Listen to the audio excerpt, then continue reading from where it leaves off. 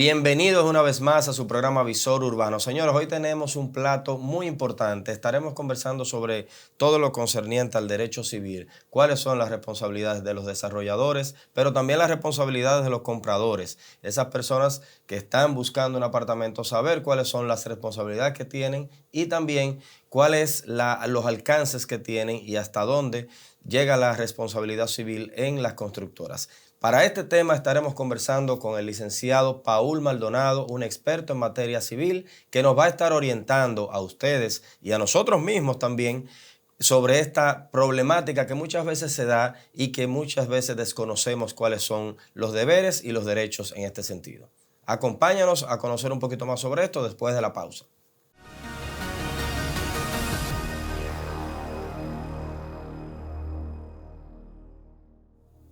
Ya de vuelta aquí en Visor Urbano. Como les prometimos, estaremos hoy conversando sobre derecho civil, un tema muy importante para que conozcamos en esta semana. Y para esto tenemos hoy como invitado a nuestro querido amigo Paul Maldonado, quien nos orientará sobre esto. Paul, ¿cómo te sientes, hermano? Bueno. Tranquilo. Bienvenido aquí a Visor Urbano. Gracias. Usted es un hombre muy solicitado. Sí, gracias. Ese hombre, señores, déjenme decirle que Paul es arico, lo hemos invitado 2 o 3 veces, pero ya logramos traerlo para hablar de este tema, porque creo que será un tema muy interesante. Paul es una persona con mucho conocimiento, un profesional dedicado al derecho, en ejercicio, y quien nos va a orientar mucho sobre el tema de materia civil, sobre todo con todos estos temitas de los fraudes que han habido, claro, inmobiliarios. De hecho, estuvimos hace unos días conversando sobre el tema de los fraudes inmobiliarios. Y Paul, quisiera aprovechar para iniciar tal vez, arrancar de una vez, porque el tiempo en televisión siempre es un poquito corto, no sin antes decirte que esos hermosos muebles que me decías que eran muy cómodos, esos hermosos muebles son gracias a nuestra querida gente de Marks & Gunther, una de las tiendas de muebles más exclusivas que tiene el país. Hoy lo tenemos aquí con nosotros para que nuestros invitados como tú, claro, se sientan bien sentados, como dicen. Gracias. Bienvenido, Paul. Y quería iniciar de alguna manera. Siempre tenemos muchas preguntas de los televidentes. Nos llaman, nos cuestionan sobre algunos temas de cuáles son los derechos, a veces con reclamos a las mismas constructoras. Y queríamos saber un poquito sobre este tema. ¿Cuál es el alcance que tiene, por ejemplo, una constructora cuando ya entrega un inmueble a un usuario ya recibido por este? ¿Hasta dónde llega esa famosa garantía que tienen muchas de estas empresas? Mira, Mayohanés, primero que todo te voy a agradecer por la invitación a este programa, que tiene una audiencia increíble. Muchas personas me han hablado, ya que dije que venía para este programa y mucha gente me felicitó y te envió un saludo afectuoso, porque tú sabes muy bien que tenemos mucha gente en común que te aprecia y que te quiere. Y de verdad que te doy las gracias por la oportunidad de estar aquí, y ya soy una persona más en este staff, y cuando sea que sea necesario voy a estar aquí para todos ustedes. Entonces, mira, Mayohanés Soazo, excelente pregunta. Tú sabes que el tema inmobiliario en la República Dominicana en los últimos tiempos ha crecido de manera exponencial. No solamente en la capital, sino en la parte turística, por así decirlo, en el este del país. Los proyectos inmobiliarios que hay son incalculables.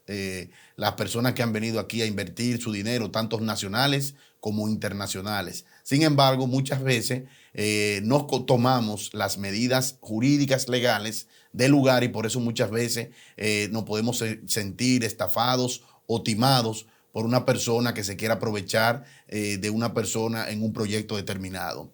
Ciertamente, según las disposiciones de nuestro Código Civil Dominicano, tanto el vendedor como el comprador tienen obligaciones recíprocas, ya sea cuando se firma el primer contrato, que muchas veces es la promesa de venta, y luego también con el contrato ya definitivo de venta. ¿Qué ocurre?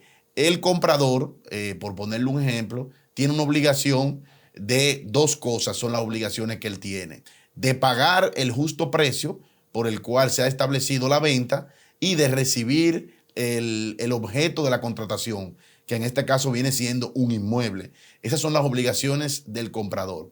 Asimismo, el vendedor, que viene siendo en este caso, tal como usted lo dice, las constructoras tienen obligaciones. ¿Cuáles son las obligaciones de esa constructora? Bueno, entregar ese inmueble en el plazo que se acordó en el contrato, y además de entregar el inmueble, es también otorgarle una garantía. No solamente para los bienes inmuebles, sino también para los bienes muebles que sean vendidos. Los vendedores tienen una obligación de garantizar ese objeto de la contratación. O sea que si a usted le entregan un inmueble y en un término de 6 meses, 2 meses, ese inmueble tiene vicios ocultos, tiene desperfectos, automáticamente usted va a utilizar esa garantía que le otorga las leyes dominicanas para exigirle a esa constructora que le repare ese daño material que puede sufrir ese inmueble que usted pueda tener. Normalmente lo que hacen muchas constructoras para fijar un término de esa garantía, porque tú me preguntarás, Mayované, ¿y qué plazo tiene esa garantía? Porque tiene que tener un término. Y dependiendo de la constructora, hay constructoras que dan 2 años, otras dan 1 año. Exactamente. Es bueno siempre establecerla en el contrato. Sin embargo, la jurisprudencia dominicana ha establecido que mínimamente con una garantía de 1 año o de 2 años es un tiempo ya prudente, que si pasa ya de ese lapso de tiempo la entrega del inmueble y ocurre cualquier desperfecto, ya no cubriría la garantía dicha constructora, sino que correría dicha situación por el propietario del inmueble. En esas atenciones, si usted le entregan un inmueble y en el contrato esa constructora le dio una garantía de 2 años, usted sabe que todo lo que tiene que ver con filtraciones, mantenimientos, problemas eléctricos, problemas de plomería, problemas de desperfectos de alguna fachada de ese inmueble, automáticamente a usted se le incurre ese daño, usted va a tener que acudir a su constructora a exigirle la reparación del mismo, y estos, en virtud de la garantía que pesa a favor de usted, están en la obligación de repararlo. Si no lo repara, entonces estos son pasibles de ser demandados por un tribunal donde se le va a conocer un juicio oral público y contradictorio, y en virtud de las disposiciones del Código Civil, y si usted cumple con todas las exigencias legales, esa constructora va a ser condenada a la reparación de ese daño y cualquier daño y perjuicio que pese en contra de los mismos. Y otra pregunta importante que nos hace uno de nuestros seguidores y televidentes es sobre el tema del pago del mantenimiento, la responsabilidad del propietario del pago del mantenimiento. Normalmente las cuotas se establecen en base a una asamblea. Esta asamblea determina cuánto va a pagar luego de que ya todos los miembros y vecinos se ponen de acuerdo y cuánto van a pagar de cuota. Entonces, esa cuota, ¿qué tan...? Señor, esto es sumamente importante destacarlo, porque el mantenimiento de un edificio depende mucho del pago al día de que tengan los vecinos. Entonces, ¿qué tanto puede llegar a extenderse ese plazo de que se ponga al día un cliente, un comprador? Porque muchas veces se retrasan por algún capricho, porque está incómodo con el de la Junta y que no quiere que esa sea la administración que esté manejando el edificio. Todo ese tipo de cosas se dan, muchas veces se dan, yo mismo lo he vivido en algunos casos. Y entonces eso lo que genera va en prejuicio o sea, daña lo que es la imagen del edificio, y entonces ahí empiezan los problemas, sí, porque el mantenimiento es fundamental en esto. Claro. O sea, ¿hasta dónde puede llegar esa dejadez de pago de un cliente? Mira, el régimen de condominio se hace lo que podemos llamar en el ámbito político, se aplica lo que es la democracia, que es que la mayoría siempre va a ganar. Cuando en un edificio, vamos a poner un ejemplo, que haya 8 apartamentos, la mayoría, que son 5, una mayoría simple, si 5 se ponen de acuerdo para fijar un monto del mantenimiento, justificando, claro está, el monto que se fijaría, ya los otros 3 deberían acatarlo, ya que hay una mayoría simple en ese sentido que está a favor del mismo y ha estado cumpliendo con la cuota de mensualidad de mantenimiento. Sin embargo, es difícil muchas veces en este sector inmobiliario de edificaciones. Hay proyectos de torres y de apartamentos que tú sabes que llevan consigo más de 100 apartamentos. Y tú pones de acuerdo a 100 personas, mire, es difícil en este país. Porque tú sabes que hay muchos problemas de ego, mucha gente que vive fuera del país, mucha gente que ya no tiene la misma condición económica que tuvo cuando compró el inmueble, muchas personas ya envejecientes. O sea, son un sinnúmero de situaciones que se pueden dar en un edificio o en un condominio. Sin embargo, como dije anteriormente, siempre va a prevalecer lo que establezca la mayoría mediante asamblea. Y tienen que cumplir con el régimen de condominio. El régimen de condominio es prácticamente las leyes que tiene ese condominio, en el cual automáticamente usted adquirió un inmueble ahí, se da como bueno y válido que usted también acepta las reglas que tiene ese condominio, por lo que tiene una obligación de cumplirla desde el primer artículo hasta el último artículo. Si uno de esos propietarios de esos apartamentos no está cumpliendo con las cuotas de su mantenimiento, se puede iniciar en contra de estos el condominio debidamente constituido, porque los condominios están registrados debidamente, tienen personalidad jurídica. Los mismos pueden ejercer una cobranza en contra de ese propietario deudor. Que puede incluso hasta quitarle el apartamento, claro, dependiendo cuánto sea la deuda. Y se inicia normalmente ese procedimiento como un procedimiento privado normal, una intimación de pago, una puesta en mora. Se puede reiterar esa intimación de pago, puesta en mora, donde se le dé un plazo razonable para que éste se ponga al día, estableciéndole los montos que adeuda y la manera de cómo tiene que pagarlo. Y se le establece también, se le pone una advertencia de que so pena de continuar con el incumplimiento, se le va a inscribir el inmueble. Si éste no cumple, no obstante, a los requerimientos formales legales que se le hagan por las vías legales, cumpliendo siempre con el debido proceso y el derecho de defensa que va a tener ese propietario. Si este no cumple, entonces ya usted pasa a lo que es un procedimiento de embargo inmobiliario. Va a la jurisdicción inmobiliaria con todos los documentos, las asambleas, los estatutos de ese condominio, donde se hace una asamblea que le otorga el poder a una parte para que inicie el procedimiento, ya sea una firma de abogado, un abogado que pueda tener el mismo edificio. Eso va a determinar que se apodere formalmente. Entonces va a la jurisdicción inmobiliaria a registrar de título, a solicitar la inscripción de esa hipoteca por ese monto. Luego de que se inscribe, entonces inicia ya, si continúa con el incumplimiento, ya inicia el procedimiento del embargo inmobiliario, que esa persona puede llegar a perder el inmueble por falta de pago de mantenimiento. Y hay precedentes, o sea, claro, en República Dominicana hay precedentes, muchos, de que condominios se han ejecutado por el no cumplimiento de la deuda, pero claro, eso no puede ocurrir, como dije anteriormente, tiene que ser algo ya que se vea que hay una falta mayúscula, grave, en el cual ese mismo registrador de título y ese tribunal diga, bueno, pero esta persona tiene 3 años, tiene 4 años, tiene 5 años que no paga mantenimiento. O sea, lamentablemente los condóminos están ejerciendo un derecho que le asiste para la ejecución del mismo. Claro que sí. Sí, eso es importante destacar, que los usuarios, en este caso los compradores, tienen que participar en todo lo que son las asambleas. Es importante tener su participación, porque a veces por ignorancia, por dejadez, por lo que tú dices, ya mi condición económica no era la misma de cuando yo compré el apartamento. Ay, no, yo no voy a ir a embromar. Ahí yo no me voy a ir a poner ahí a escuchar a todos esos vecinos, que esas reuniones son muy aburridas.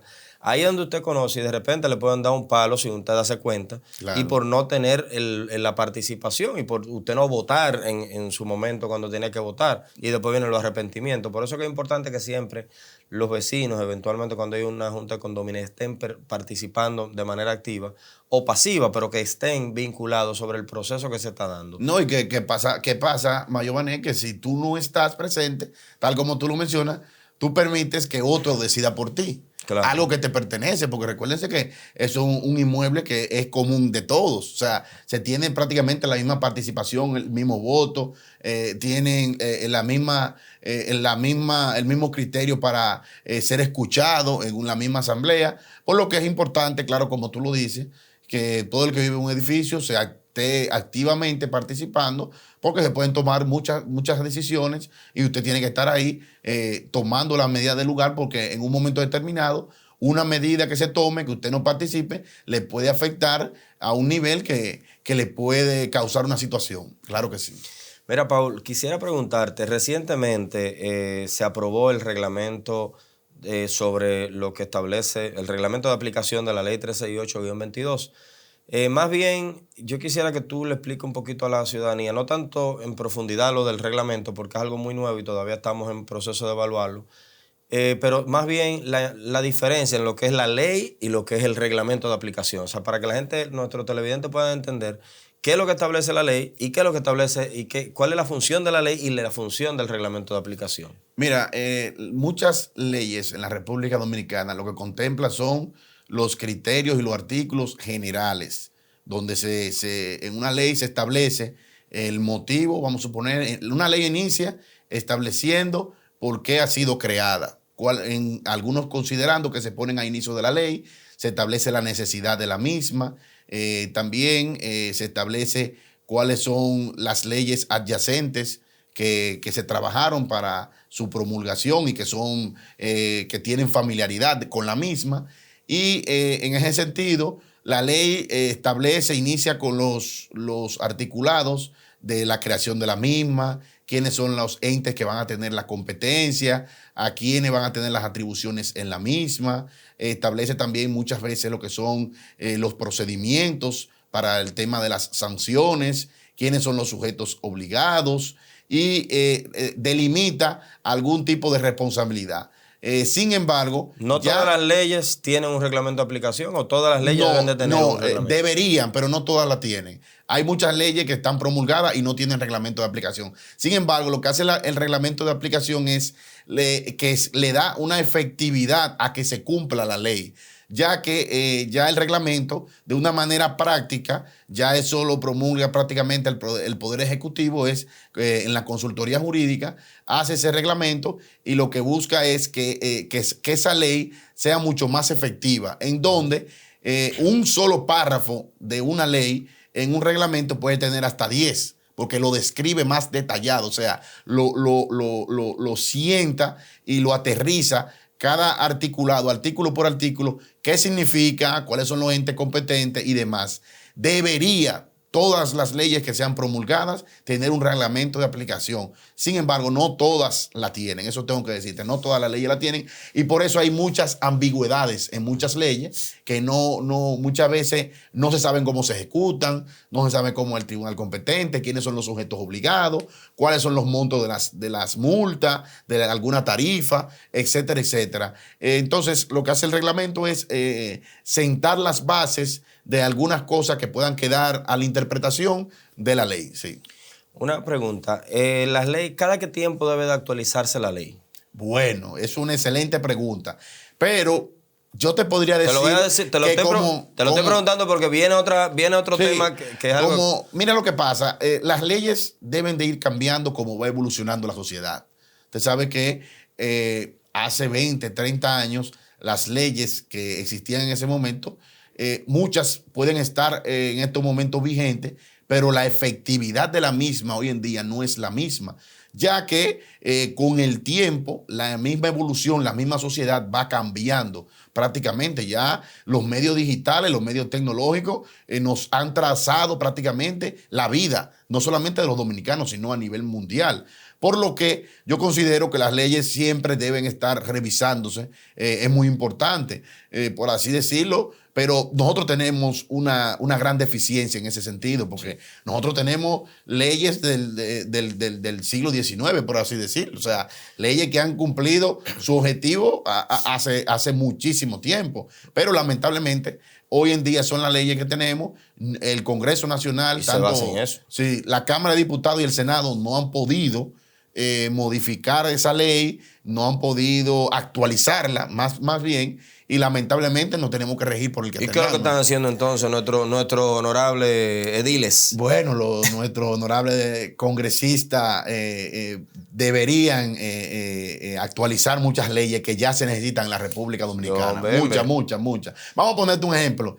Si nos vamos al Código Civil, el artículo 1386, que establece la responsabilidad civil que tienen los propietarios de los inmuebles si se cae una ruina, que se habló mucho con un caso famoso que ocurrió aquí en abril. Sí. Establece la palabra ruina. hoy en día prácticamente es una palabra que está totalmente desfasada. Para tú poderla interpretar hoy en día, tú tienes que buscar prácticamente un sinónimo. Tienes que buscar una fachada, una pared,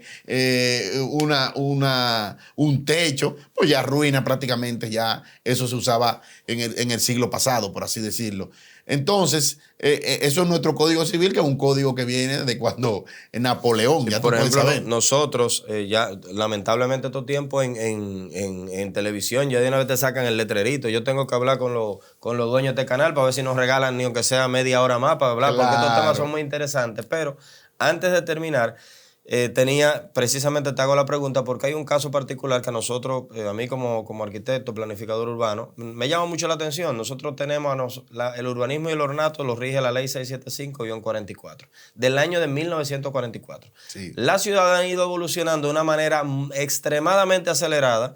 Nunca se contempló que iban a crecer de esa manera y la ley, por ende, que en su momento era una ley con mucha visión, muy moderna, pero se fue quedando en el olvido. Entonces, parte de ese progreso, parte de ese crecimiento y de ese desarrollo que muchas veces se ve afectado es precisamente por esa debilidad legal que tenemos con leyes que están completamente desactualizadas. Así que vamos a ponernos la pila, señora, a nuestros amigos congresistas Claro, que claro. se pongan en realidad a evaluar este tipo de cosas que son tan necesarias y que nos va a nosotros a permitir coordinar con un criterio de mucho más desarrollo sostenible, una visión mucho más amplia de lo que es la ordenación del territorio moderna, no la que se hacía hace 83 años que tiene esta ley. Claro. Entonces, por eso es importante siempre esa adecuación a los tiempos, como tú bien dices, esa actualización de muchas leyes, porque no estamos hablando de sustituir leyes, sino más bien actualizarlas. Actualizarla, claro, Porque a los tiempos en actuales, su claro. contexto original, yo no soy abogado, Sí, sí. lógicamente, aunque yo soy dominicano y nosotros los dominicanos nos creemos de todo. Y uno sabe un poquito de todo, y que sí o qué, pero básicamente es algo importante que tenemos que organizar. No sé Claro. si, Paul, tienes algún mensaje adicional que quieras decir. Lamentablemente, esto, señores, esta conversación está buenísima, pero esto de Claro. tiempo en la televisión a mí me desespera. Ya salió el hombre con 2 o 3 veces con el letrerito, como si estuviera vendiendo helado, paletica de helado. No, hermano, decirle que para mí es un honor estar aquí con ustedes y estamos a tus órdenes cualquier otro momento que para tratar cualquier tema de interés como lo tratado ya en el día de hoy.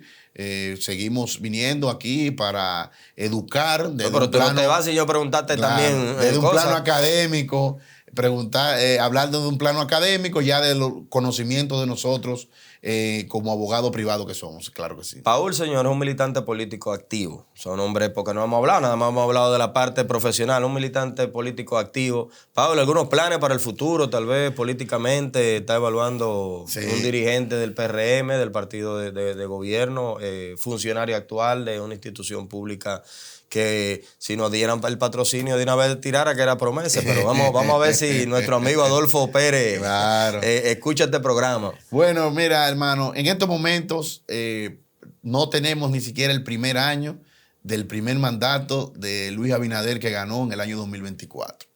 En esas atenciones, en estos momentos estamos concentrados para que Luis Abinader deje el mejor gobierno jamás, nunca gobernado en la República Dominicana. Tenemos todas las herramientas para que en estos 3 años y un mes que nos quedan prácticamente de gobierno hasta el año 2028, presentarle al país la mejor obra de gobierno del Partido Revolucionario Moderno y en base a esa gran gestión de gobierno de estos 8 años de Luis Abinader, entonces llevar el candidato que gane la interna del Partido Revolucionario Moderno. Que aunque usted no esté con ninguno o esté con uno de lo que se está candidateando para ser el candidato presidencial del PRM para el año 2028, yo tengo un mensaje final, que el peor de eso es mejor que cualquiera de la oposición. Lo que constituye, aquí lo que tenemos que llamar la unidad, que Luis continúe haciendo el mejor gobierno, que los funcionarios cumplan con sus obligaciones, tanto institucionales como partidarias también. Y el tiempo lo dirá, Mayo Vanés, ciertamente estamos hablando con muchos compañeros, ya que muchos compañeros me han estado estableciendo de que yo tengo un buen perfil para ocupar cualquier cargo que me disponga. Sin embargo, yo creo que es momento de hacer una buena gestión y la mejor manera de tú presentar credenciales es haciéndolo bien. Te tengo que tirar la pregunta canchúa. ¿Con cuáles de los presidenciales te vas? No, todos son buenos. Todos son buenos. No hay uno menos malo, ni uno menos no, bueno. Todos son buenos. Todos son buenos. No caigan en gancho, yo considero que todos tienen las condiciones para dirigir los destinos de nuestro país a partir del 16 de agosto del año 2028. Señores, lo que tenemos que apoyarlo al 100%. Paul se acaba de salir debajo de una patana. Pero nada, Paul, de verdad, muchísimas gracias por acompañarnos en Visor Urbano. Para nosotros es un gran placer. Mabel no está hoy aquí con nosotros también. La extrañamos. Tenía así porque es la que da el toque femenino y la belleza aquí dentro de lo que es el escenario de Visor Urbano. Pero de verdad te agradecemos enormemente la disponibilidad. Inmediatamente te invitamos, dijiste que sí, que con muchísimo gusto. Y esta es tu casa, este es tu programa. Cuantas veces quieras venir a opinar, a dar hacer esas reflexiones importantes que haces, este programa está para ti. Señores, hasta aquí nuestra entrega de hoy de Visor Urbano. Espero que haya sido de mucha utilidad para ustedes y nos veremos en la próxima semana en una nueva entrega más de su programa favorito en materia de urbanismo, Visor Urbano. Hasta la próxima.